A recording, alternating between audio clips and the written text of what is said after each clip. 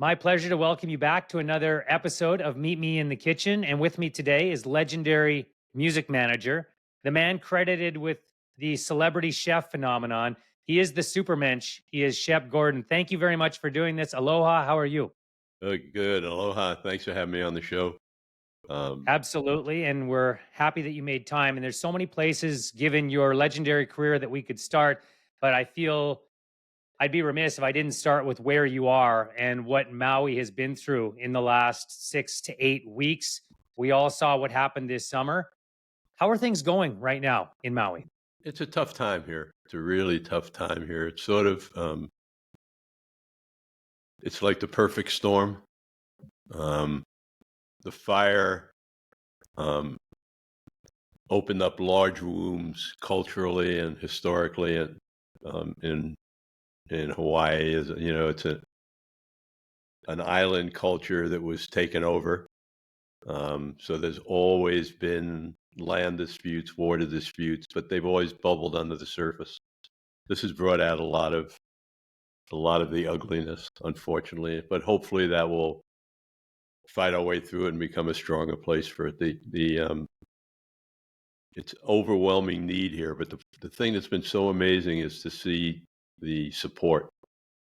Um, on the third day after the fires, 19,000 meals a day, hot meals were being distributed, with not by the government, not who were very helpful, but hard to mobilize in 3 days.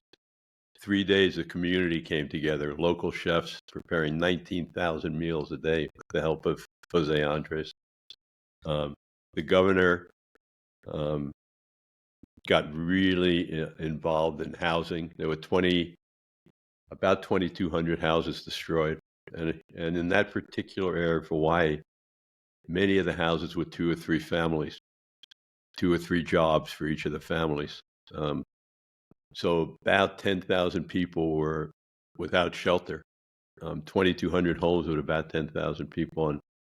And the governor and Airbnb and the hotels all combined. And within, I believe it was on the eighth day of the event, the shelters were empty. Everybody had housing, which is remarkable.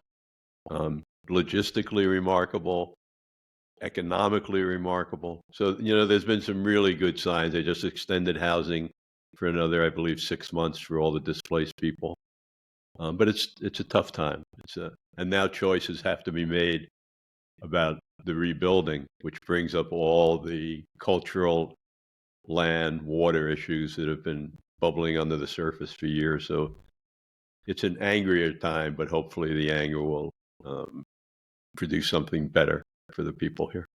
The one thing I would like to add is there's been some talk about don't come to Maui as a visitor. And I think our biggest problem now is that unemployment. Um, Tourism is 51% of the jobs in Maui. There is no tourism, not because the hotels aren't open, but because everyone's been warned not to come. So the best thing you could possibly do is come back to Maui and spend some money. If you're out there wanting to come, you can get reservations in all the restaurants now. Golf, you just go play. All the things that were tough to do before are easy to do now. So come back, have a meal at Mama's, and enjoy. Well, anybody who's ever been to Maui would say that it holds a special place in their hearts. I count myself as a part of that. And as you mentioned, the rebuilding is a part of it. And from a distance, that looks like the biggest challenge. But the reparations that you speak of are Right. by far the biggest challenge. You've spent your entire career connecting people, and it seems to be one of your superpowers. In your opinion, though it didn't need to come about in this devastating way, did those conversations, the ones that are being had right now, need to occur for true healing to actually happen? I think so. Yeah, I think it's really deep wounds, and maybe out of it will come some really good things. And maybe we can really heal and come together as a community. At the base of Hawaii is aloha, which is really loving everyone. So I think as time passes from this incident and as the anger maybe dies down, people will work together to bring the aloha back. That's something you've always been involved in during your time in Maui. And I know going back to 2008, you've had that annual New Year's Eve party to provide the type of meals you speak of that Yeah. so many more need right now. I imagine this is, to a certain extent, a natural extension of that. What was the impetus for that at the time? We can see the need right now, Shep, but back when you started that, what was the impetus? Sometimes things get done for the wrong reasons, I guess. For many years, I started that New Year's party at my house in 1990, maybe. The first party was George Harrison and Willie Nelson playing under my banyan tree, and I did it just as I knew that New Year's Eve there were a lot of visitors on Maui. Didn't have much to do.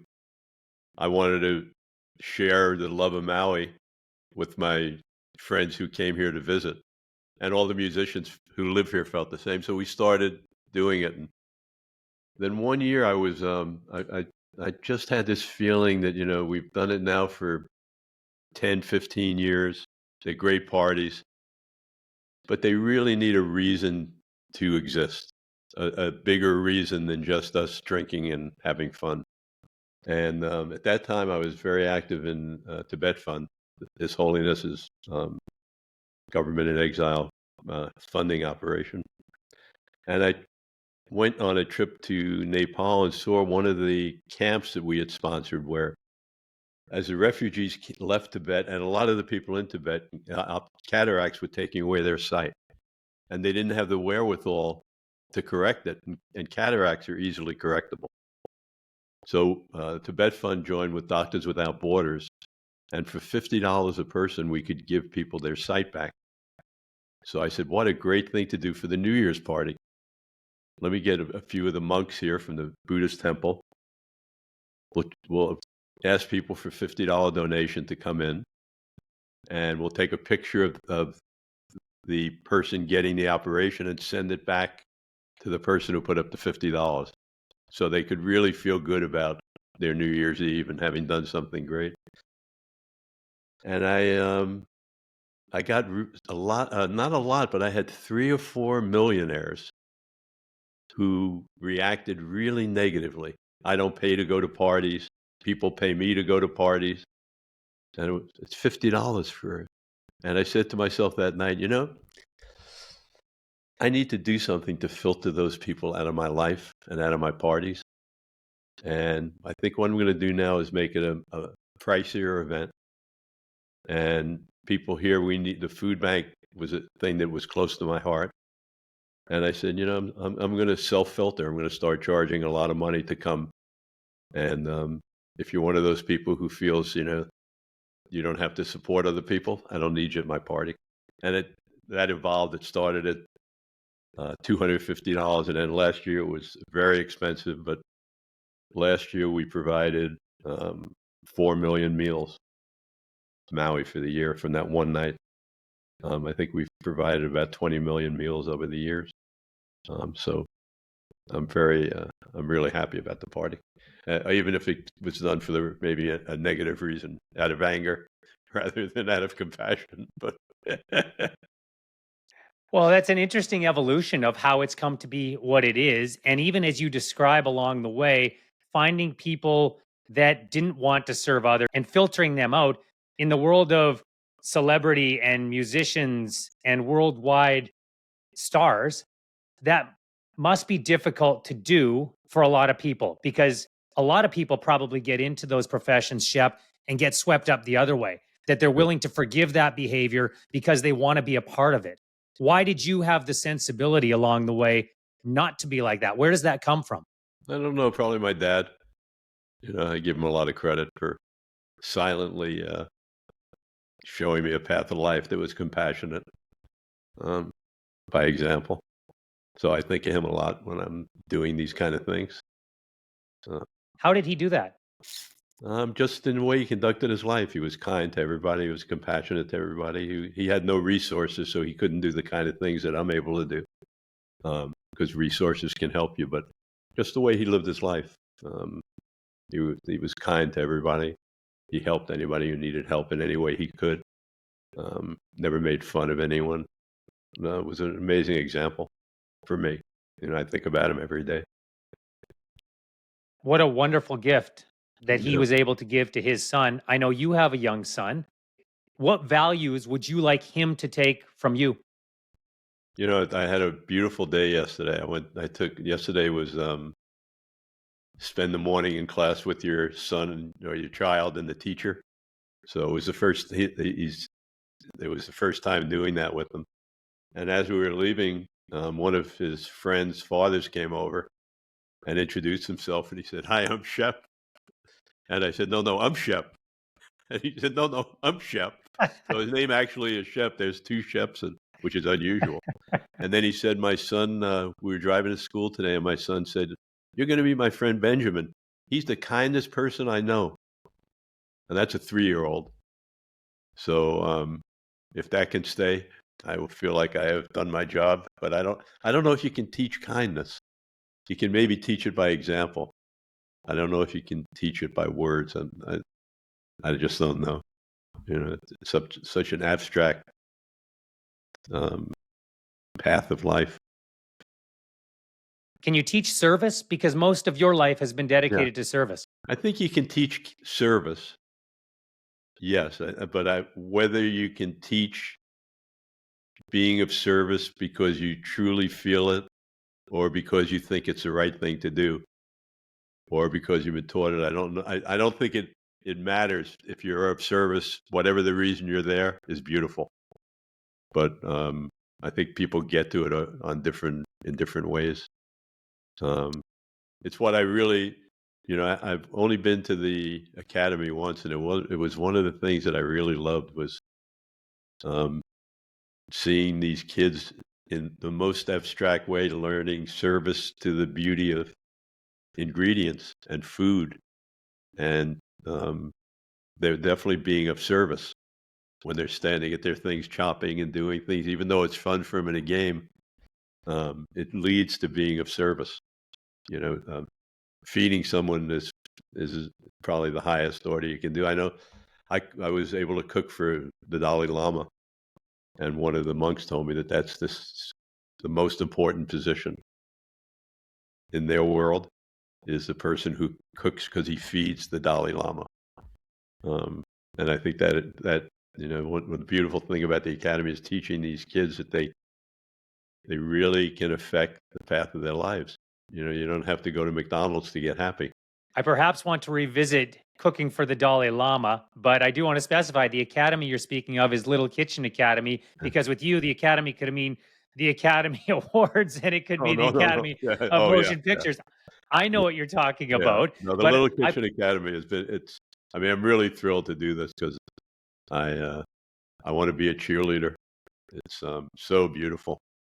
It's and so important. It's there's so many levels to it. On the surface, it's fun. It's a great way for the kids to learn things and and interact with their families in a different way.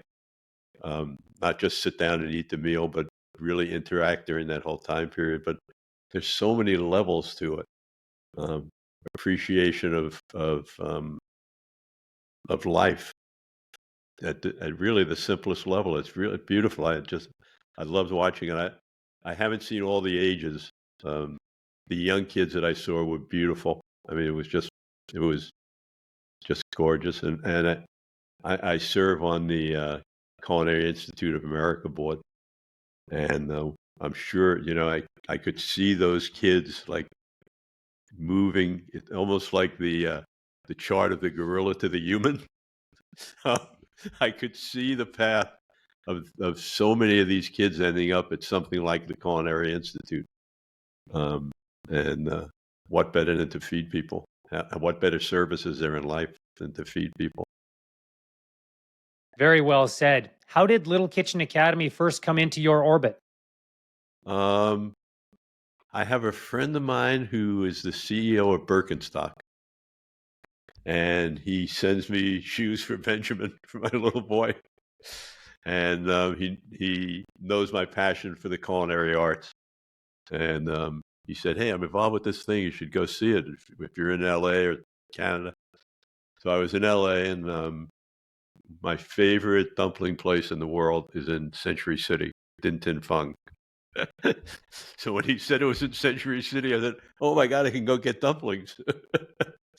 So we went and Ben enrolled in a class, and everything about it blew my mind. Every little there were little aspects that I thought was so significant, like not having the parents be in the room, teaching, having them be independent, and then having them share the lunch with us that they had made. My boy was so proud to be able to do that.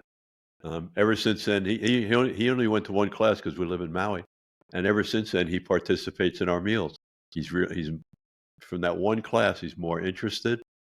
He's more involved. I think it will really lead to a better life for him on many levels. Whether he ever does it professionally or not doesn't really matter, but it teaches him life lessons that are just beautiful. And watching him chop with a knife, he was so proud to turn on his mixing machine. Really empowered him.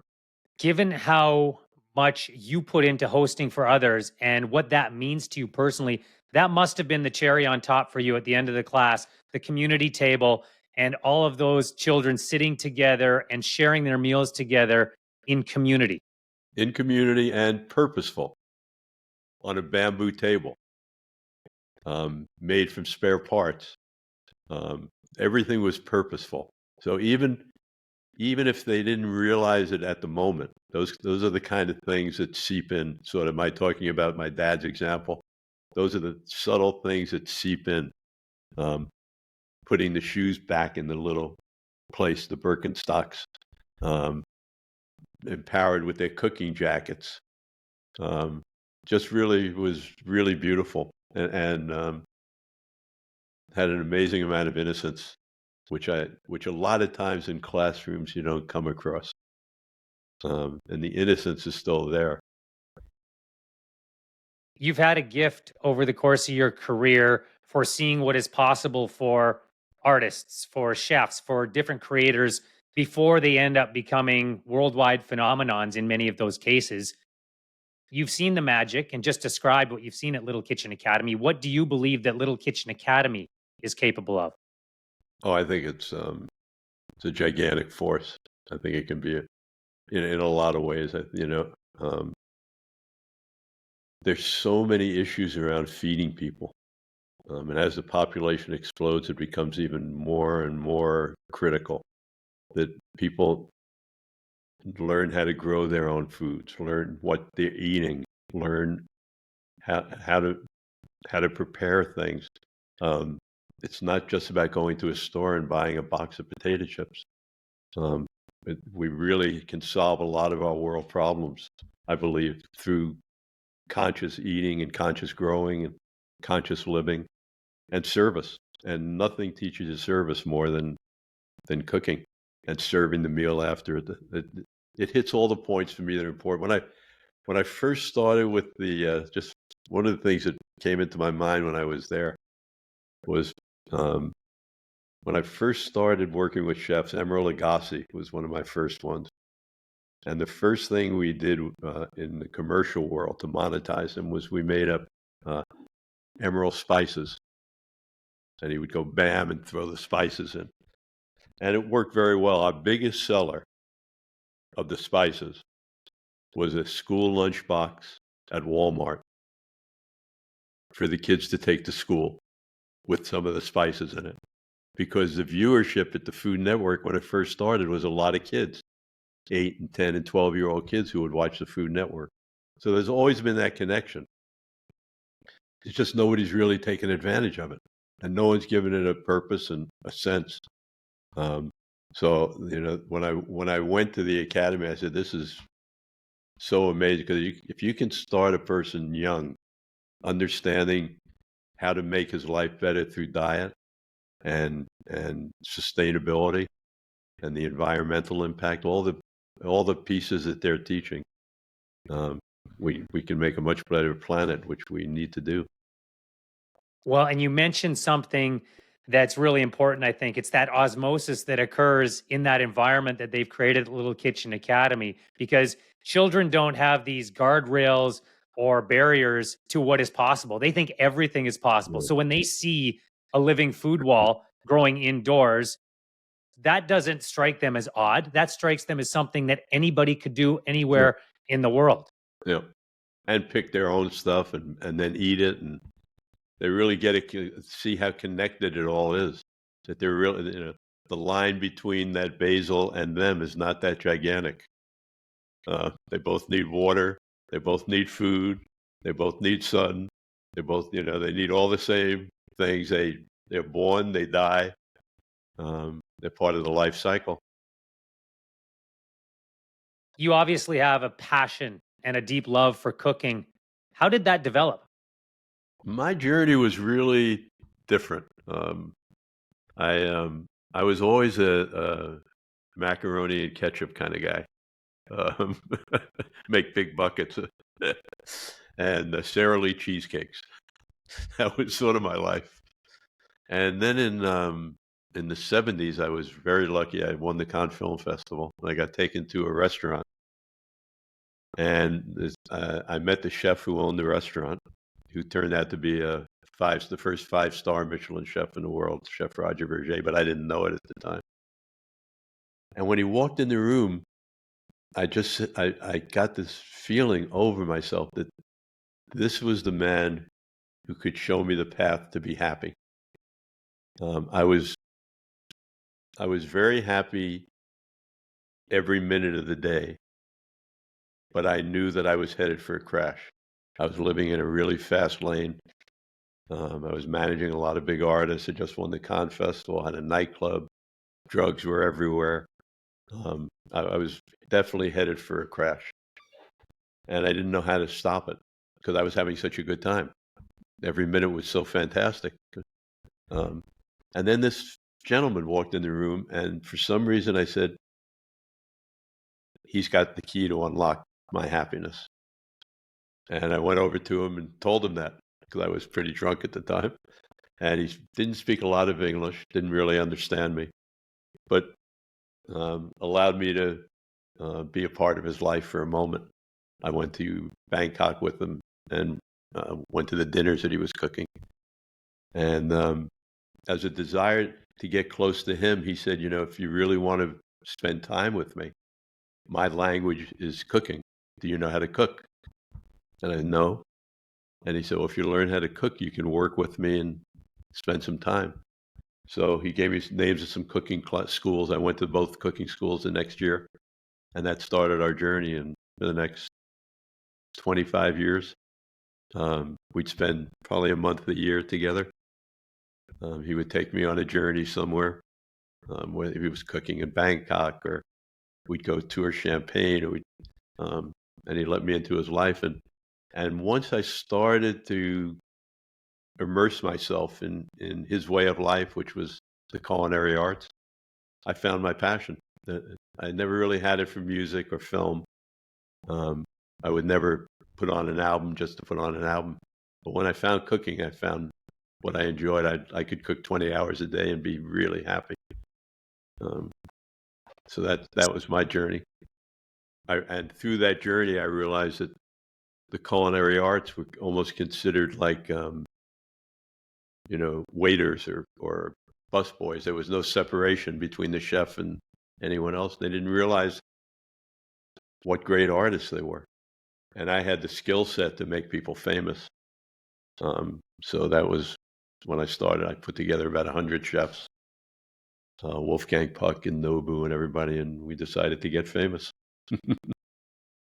Well, it worked out extremely well, and Yeah. it's kind of come all the way back in Yeah. an interesting way to connect us, because one of those chefs down the road, Cora, is involved with Little Kitchen Yes. Academy, and Yeah. it does seem like a nice circle of life in that respect as well. There are a number of elements based on that answer that I want to get to, but one of them is this: what is cooking for you right now in the present? I cook a lot. I probably cook 3-4 nights a week. I really enjoy doing stuff I haven't done before. Last night I made a mushroom pasta that had a little bit of tomato paste in it. It was unusual. It was nice. And my boy is an adventurous eater, so I can make stuff for him. But I just love the journey. So that's sort of my life, is putting together dinner parties here and getting people who maybe don't know each other together, um, and trying to have some interesting conversations and enjoy a good meal. And for me, it's service. I love making, the question I always ask is, what do you like to eat? And then I cook to that rather than taking them on my highway. I'd much rather see where they want to go. That doesn't surprise me for a second because you are about service and you have made a career based on others, whereas some people want someone to come into their home so that they can show them what a great chef they are. You're concerned with your audience, and that truly is service. Where does that motivation for service, where does that perhaps sense of obligation for service come from, Shep? It came from that chef. I really didn't understand service at all. I mean, I was doing it in a way, but I wasn't doing it consciously. And again, he was very much like my father. He never would say to me, do this, do that, do this. But by example, I could see the things that he did were always of service and compassionate. He would always ask if I was bringing people to dinner, which I did quite a lot. What do they like? Do you think they'd like a leg of lamb? Um, Always wanted to know what made them happy, and if he could make them happy. There was a a moment with him. I think it was one of the searchlight moments in my life. It was maybe the second or third year we was spending this month together. And one night he would always choose the restaurants. We would go to his friends' restaurants. And one night our event went late and his friend's restaurant closed. So we had to go just to any restaurant. We walked in off the street. The maitre d' knew who Vergé was. You could see the place changed a little bit. And we got the meal, and I didn't enjoy the meal at all. I ate maybe half of my plate, and he ate his whole thing. We could see the chef looking out the kitchen door once in a while. And he took my plate, and he finished my plate. And we went outside, and when we left, I said, Mr. Vergé, could you tell me what you found in that was so exciting that you wanted to have my plate also? Because I couldn't find anything in it, and I'm trying to learn, what was it? And he said, oh, chef, it was horrible. And I said, well, Mr. Vergé, if it was horrible, why did you eat my plate? And he said, chef, the chef, he was looking. And if he saw plates come back with food on it, he would have a miserable night. And I didn't wake up this morning to make him miserable. I can eat a little bit of bad food. And it was this sort of light bulb went off. And it's not about you. Get off that ship. It's about service. And he was happy as could be, even though he had a bad meal. He was happy as could be because he fulfilled what he could do as a human. So that What a wonderful message. Yeah, that was a transformative moment for me. I imagine it was. And just to play off that, quite honestly, that's the reason we called this podcast Meet Me in the Kitchen, because that's where every great dinner party ends up. And also, when you invite somebody into your home, when you invite them into your kitchen, when you invite them to your table, that's an intimate experience. Yeah. And just hearing you describe it, Shep, I wonder, is that your love language? Yeah, in a way? Absolutely. Yeah. Yeah. Yeah.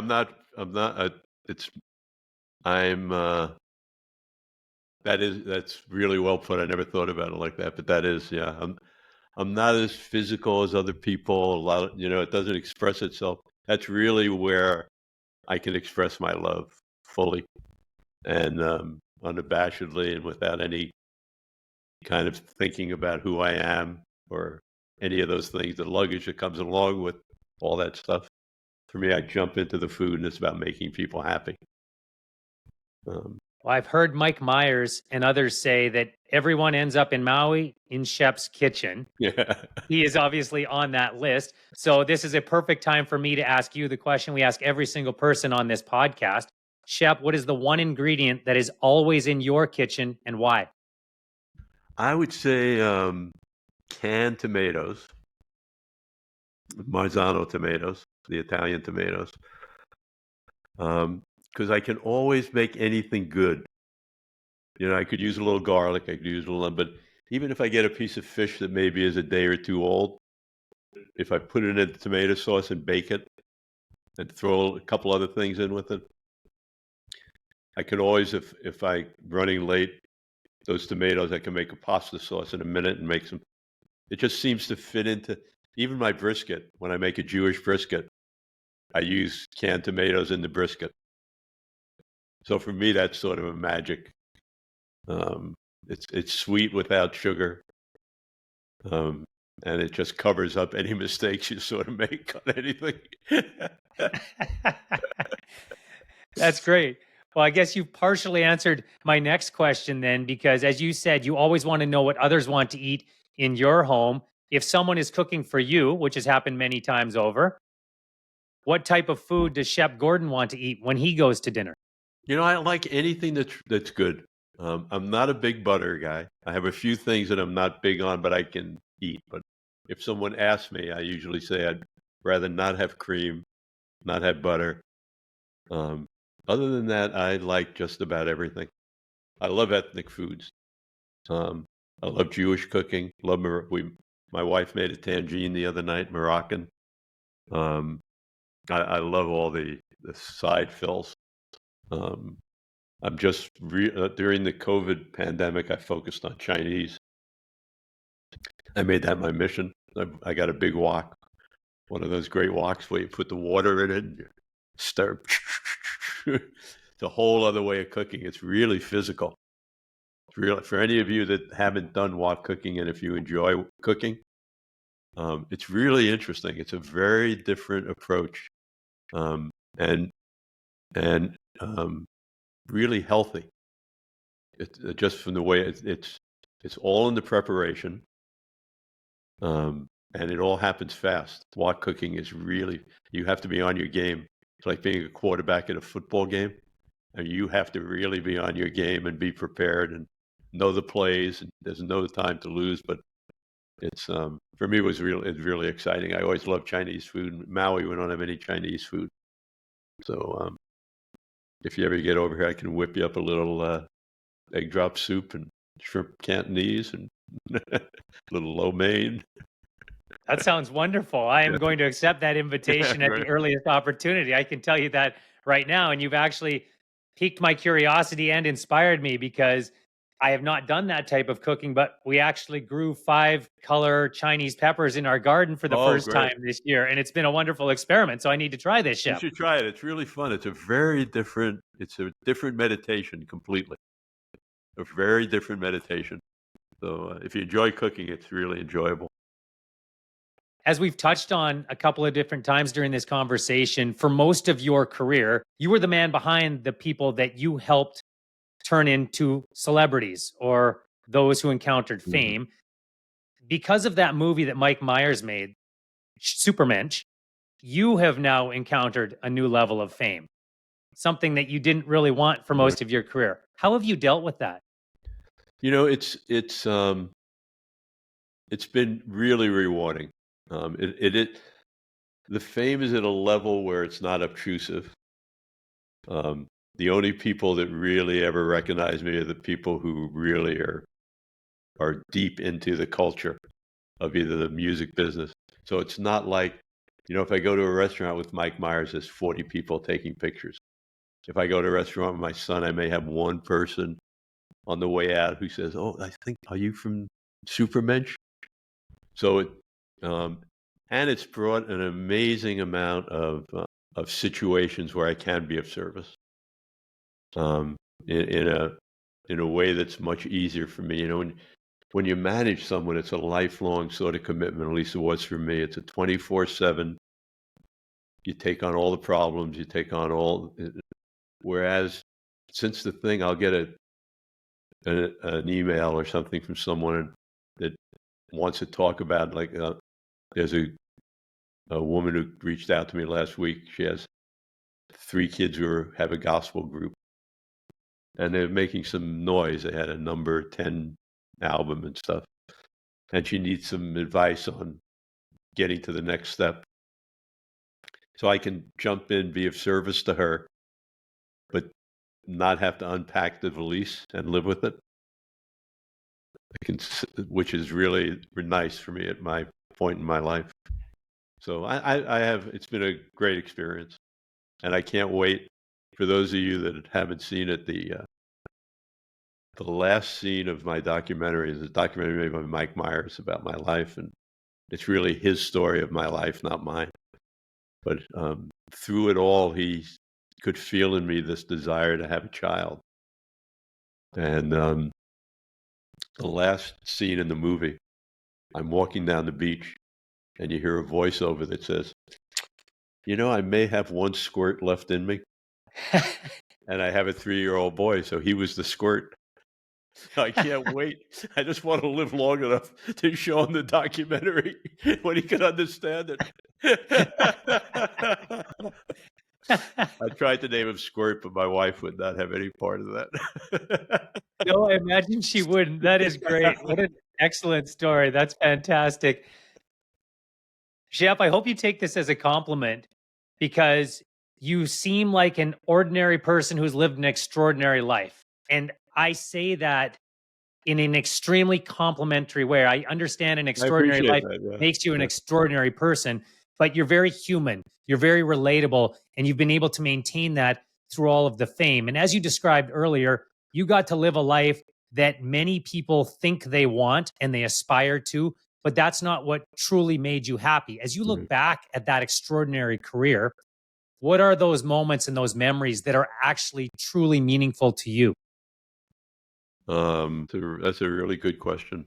Yeah, I think doing my New Year's Eve event, probably the most important thing I do in my life, because it feeds so many people who need it. So I'm really thrilled that I can do that and have the friends who help me with it. Alice getting in the Rock and Roll Hall of Fame was a gigantic moment, of a life well spent. Some nice to get a little recognition. Having Benjamin, amazing. I was blessed to have 4 kids that I raised, who were doing good. But some really nice moments, and I think making my first really good Chinese meal, I probably was as happy as I've ever been in my life, which is maybe a little petty and boring, but what a thrill to. That was really the first cuisine where I said I'm going to learn this, and really had the time and dedication to do it, and you know, so. But I've been pretty lucky. Almost every day I have something that I can really feel good about. Well, as you mentioned earlier, it was Roger Vergé who unlocked the key to happiness for you. So For when me. he did that, and to this day, what makes you happy? It changes. It really changes as it. I don't know if everybody's life is the same, but as I get older, and so many of my friends around me I've lost. But what makes me happy right now is actually going through a day without any problems. I would say that makes me the happiest. Very selfishly. I think at least I see in my life that as I get older, I spend more time on maintaining myself, physically, mentally, um, as opposed to the 30s, 40s, 50s, where it was about getting as much of everything, as much experiences, as much love, it was about excess in everything. Now it's really the simple, it's waking up, being able to walk. I've always had back issues. Haven't had that in a while. Being able to go to the refrigerator and have a good meal. They're really simple things. As I get older and older, it gets simpler and simpler, the things that really make me joyous. I was going to say that must be problems on a personal level, because it does seem to me that your role in all of this is to help others solve their problems. And that's something that does seem to bring you a lot of joy as well. Yeah. Yeah. I spend most of my time on that these days. There's a lot of problems out there. There sure are. Yeah. There sure are. I asked you about being happy. Your career has been, by any metric, successful, but I get the sense that success isn't a simple thing to you. How do you personally define success? I that's funny because I think that's I would say happy, um, and compassionate. If you can be happy and maintain your compassion, all the rest of it is sort of nonsense. You know, um, I think our society has made it so dependent on external things, which we all see. The most successful people in the world kill themselves or hurt themselves or check themselves into rehab, or whereas you go to you know Italy and out on a farm, and the guy digging up the field is so happy. Um, so it's happy to me is really the key. It's pretty simple. You're right. And to your point a minute ago, there do seem to be a lot of problems out there. And yet, the simplest of solutions, something that I think you can relate to, sitting around a table together, enjoying food, is probably the gateway to solving most of those problems. If we can sit down and see how similar we are, as opposed to the divisiveness that currently exists in society.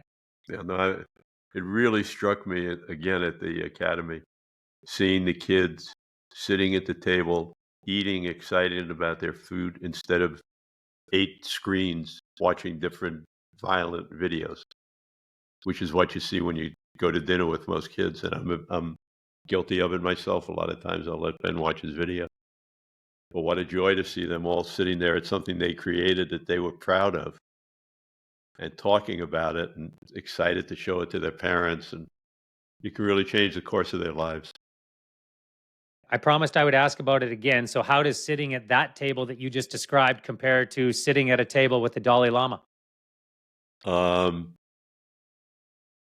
that's a tough. I would say I'd rather be at the table with the kids than almost anyone.